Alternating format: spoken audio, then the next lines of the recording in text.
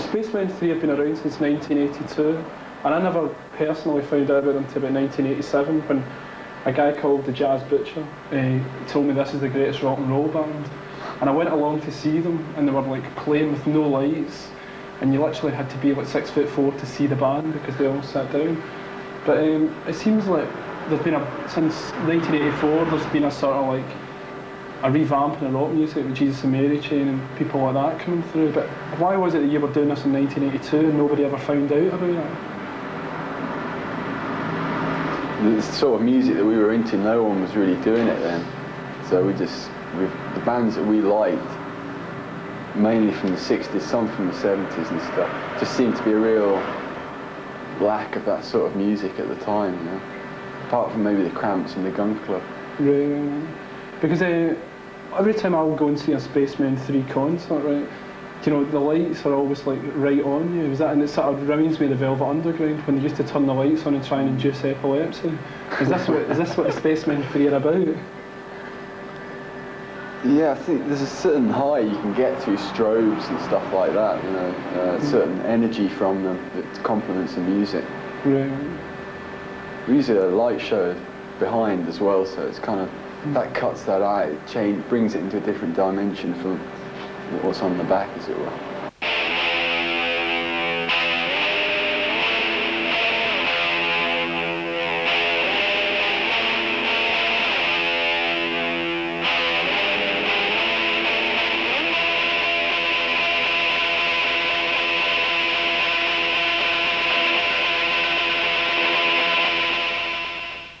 I remember during the summer when I was taking illegal substances, and I thought that your record was like Simple Minds at that particular point, and that was the perfect prescription.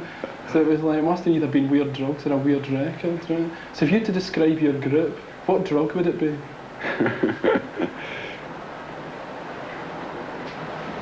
A cocktail, definitely a cocktail of different drugs. There's music within the band to suit more than one level of consciousness, so it's like it's hard to pinpoint it down to any drug. Yeah, because you describe your sound as the ecstasy sound, I believe. I think amongst other things, yeah, I think you could, yeah. It's definitely some of our tracks which are aimed at that type of listener. Just 5 seconds. Just 5 seconds of decision to realize that the time is right.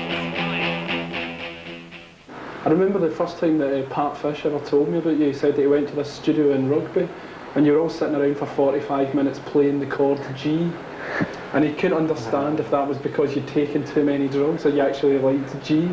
Could you elaborate on it? Can't have been G, because we didn't have G at that stage. No, E. Right. It's like a sort of E chord. There's a few bands into that E chord at the moment, isn't there? Yeah, I don't know, probably, yeah. That was one of our songs, and I think he was just amazed that it was that long and that we just did it in one take like that. He couldn't believe that we could play for that long without a break. You know? Really?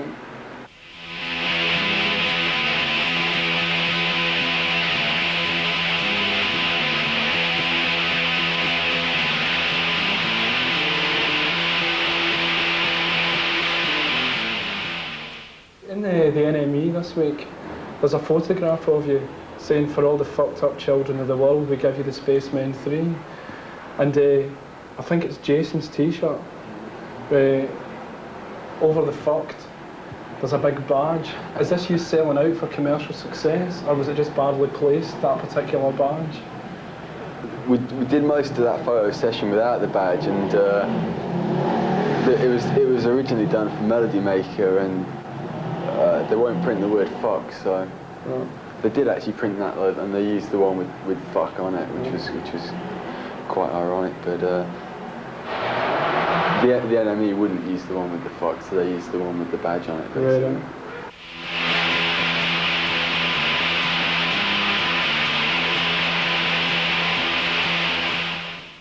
Pat Fish, the jazz butcher, has also told me that he says that you're the laziest people in the world, that it's absolutely through a nonchalant type attitude that you can't be bothered to stand on stage, that you sit. Now, I don't personally believe that because I know the guy's a liar. But it's, I mean, why do you sit on stage? Well, some of our songs are quite long, and like Ode Catastrophe, the 45-minute one that you were talking about before. To really concentrate and put everything into that, you have to sit down, really. And most of the best, I think some of the best musicians sit down. Jerry Garcia. I think like John Lee Hooker. It's right for the music.